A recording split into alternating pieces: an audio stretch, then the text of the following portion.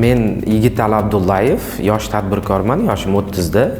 O'zim chet elda tahsil olganman. Davlatimizda yaratilayotgan sharoitlarni ko'rib, O'zbekistonga qaytib kelib, Young Adults o'quv markaziga asos solganman. Hozirgi kunda bizda o'quv markazida 1500 nafardan ko'proq o'quvchi tahsil olmoqda. Bugungacha 7000 dan ko'p bola bizda o'quv markazimizda tahsil olgan.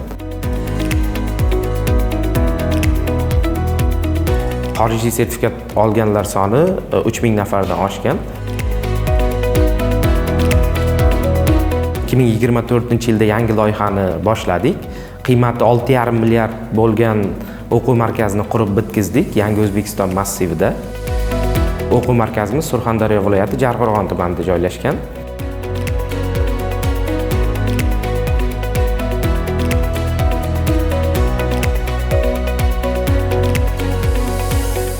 Mana shu loyihani amalga oshirish uchun yurtboshimiz tomonidan yaratilayotgan imkoniyatlardan foydalanib imtiyozli kredit oldim va mana shu loyihani qurib bitkizdik. Hozirgi kunda bu loyiha ishga tushgan.